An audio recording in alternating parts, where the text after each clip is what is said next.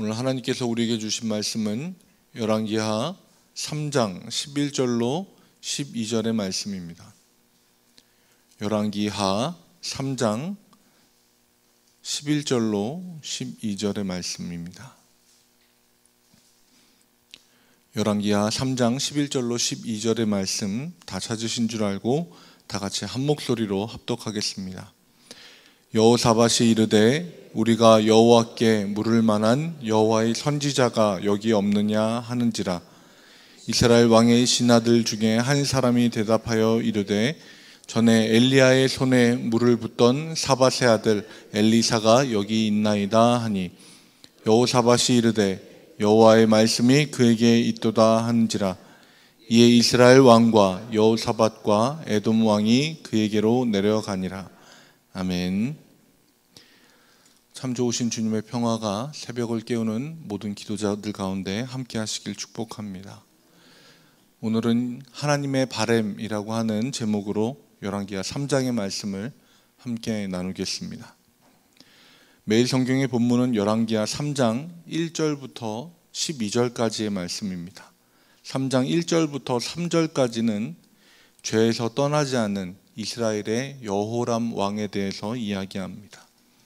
그리고 4절부터 10절까지는 이스라엘의 여호람, 유다의 여호사밧, 그리고 에돔, 이 세 왕이 모여서 모압에 대항하려고 하는 내용이 서술되어 있습니다. 그런데 군사와 따라가는 가축을 먹일 물이 떨어지고 사막 지역에서 물이 없는 위기를 맞게 되자 이스라엘의 여호람이 이렇게 이야기합니다. 10절에 슬프다, 여호와께서 이 세 왕을 불러 모아 모압의 손에 넘기려 하시는도다. 이스라엘의 여호람 왕은 악을 행하고 죄 가운데 머무는 사람이었습니다. 그리고 여호람과 여호사밧, 에돔 왕이 같이 모압을 치려고 대항하려고 일어났을 때도 하나님께 의중을 묻지 않고 자신들의 뜻대로 모였습니다. 그럼에도 그들은 자신들이 어떻게 할 수 없는 불행한 일 앞에서 그 원망의 화살을 하나님께로 돌리며 여호와께서 이 세 왕을 불러 모압의 손에 넘기려 하신다라고 하나님을 향하여 원망의 화살을 돌립니다. 악행이나 죄악이 불행의 원인이라고 생각하지 않고 하나님이 자신의 삶을 가혹하게 대한다고 생각하는 겁니다. 하나님이 악함을 즉시 처벌하실 때도 있지만 사람들이 스스로 선택한 행동의 결과까지도 하나님께 원망하는 모습을 보면 어떻게 보면 하나님이 좀 억울하시겠다라는 생각이 들기도 합니다. 그럼에도 하나님은 그 모든 억울한 취급을 받으면서도, 그리고 그들이 비록 악인이고 자신들의 멋대로 하는 사람들이라고 할지라도 하나님은 그들이 하나님을 찾기를 원하십니다. 하나님은 부정적인 상황을 통해서도 자신의 일을 꾸준히 계속해서 하시는 분입니다. 홍해가 앞을 가로막고 있는 추격의 상황에서도 이스라엘 백성들이 하나님을 찾고 또한 그 찾음 가운데 바다를 가르시는 분, 또한 가룟 유다의 배신을 통해서도 온 세상을 향한 구원의 역사를 행하시는 분, 그분이 바로 하나님이십니다. 제 나라의 왕이 모여 전쟁을 치르는 중에 물이 없는 어려운 상황, 그 상황 가운데서도 하나님은 그 왕들이 돌이켜 하나님을 찾기를 원하시는 겁니다. 모든 상황에 천편일률적으로 적용할 수는 없지만 위기의 상황, 어려움이 있는 가운데서 하나님을 향한 성급한 원망의 말들을 내뱉기보다는 하나님을 더 찾기 원하는 그 하나님의 마음을 깨닫고 간절히 찾고 만나시는 여러분들이 되시길 축복합니다.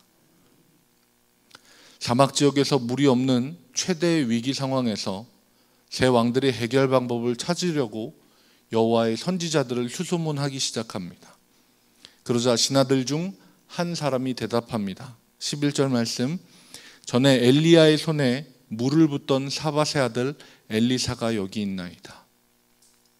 이 신하가 누구인지 성경에 나오지는 않지만 그는 엘리사에 대해 엘리야의 손에 물을 붓던 사밧의 아들이라고 정확하게 이야기합니다.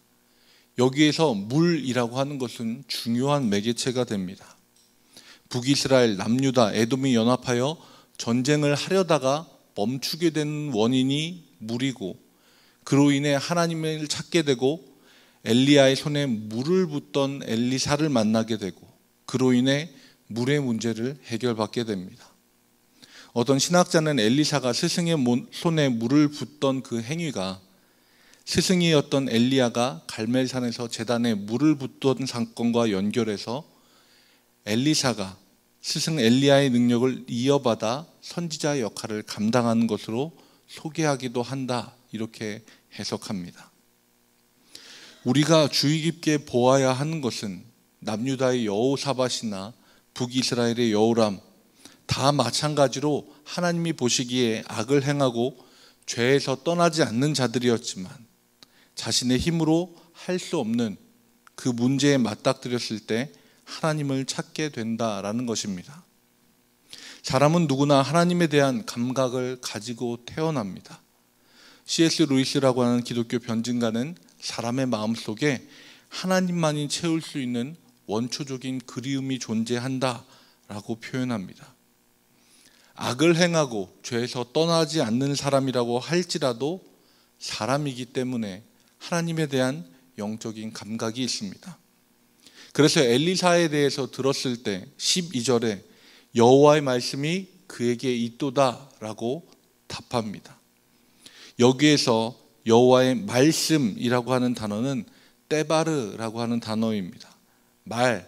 말씀이라는 뜻뿐만 아니라 일, 사건, 이벤트, 이런 뜻도 가지고 있습니다. 하나님의 말씀이 있는 곳에서는 언제나 특별한 일과 사건들이 일어납니다. 태초에 빛이 있으라고 말씀하시자 빛이 있었고, 빛과 어둠이 나뉘라고 말씀하시자 빛과 어둠이 나뉘어졌습니다. 풍랑이는 바다 한가운데서도 예수님이 잠잠하라 말씀하시자 폭풍우 치던 바다가 잠잠해지던 사건이 일어났습니다. 하나님의 말씀은 언제나 우리 삶에 특별한 일과 사건을 일으키십니다. 특별한 일과 사건이라고 하면 많은 이들이 기적이라 부르는 독특한 사건을 떠올리고 기대합니다. 그런데 우리가 분명히 알아야 할 것은 하나님이 원하시면 기적이라 부를 만한 특별한 사건을 허락해 주시지만 하나님의 말씀이 우리 삶에 일으키는 가장 특별한 일이자 사건은 사람이 변화하고 인생이 달라지는 것입니다.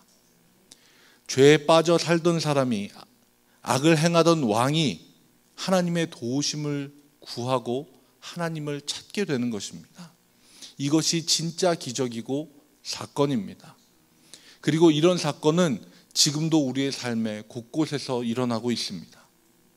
희망이 보이지 않는 어려운 삶의 환경 가운데서도 하나님의 도우심을 구하며 하루를 소망으로 채워가고 있는 사람들, 그들의 삶이 바로 기적입니다.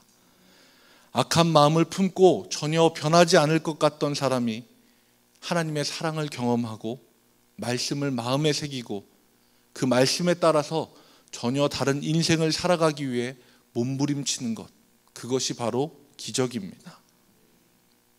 하나님이 사람의 삶에 역사하시는 것은 말씀이 그 가운데 임한 순간부터입니다.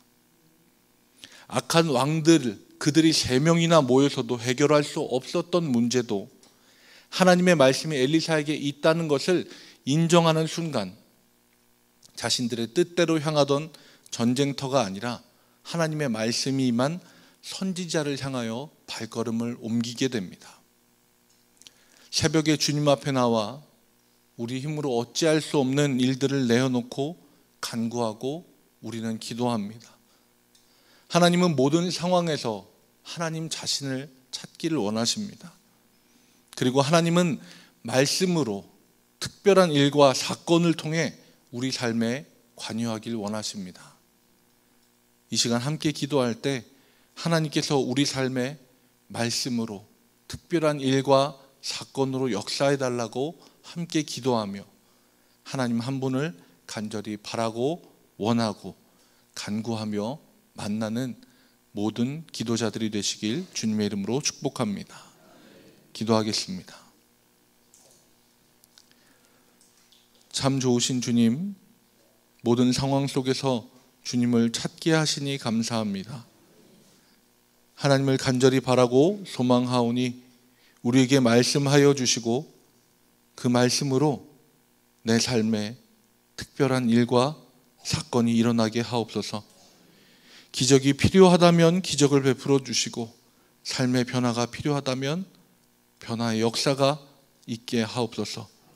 주님의 도우심과 일하심이 삶의 가장 한가운데서 일어나게 하시고 우리는 그 하나님의 일하심의 증인의 삶을 살아가게 하옵소서. 예수 그리스도의 이름으로 기도합니다. 아멘. 하늘에 계신 우리 아버지여, 이름이 거룩히 여김을 받으시오며 나라가 임하시오며 뜻이 하늘에서 이루어진 것 같이 땅에서도 이루어지이다. 오늘 우리에게 일용할 양식을 주시옵고 우리가 우리에게 죄 지은 자를 사하여 준 것 같이 우리 죄를 사하여 주시옵고 우리를 시험에 들게 하지 마시옵고 다만 악에서 구하시옵소서. 나라와 권세와 영광이 아버지께 영원히 있사옵나이다. 아멘.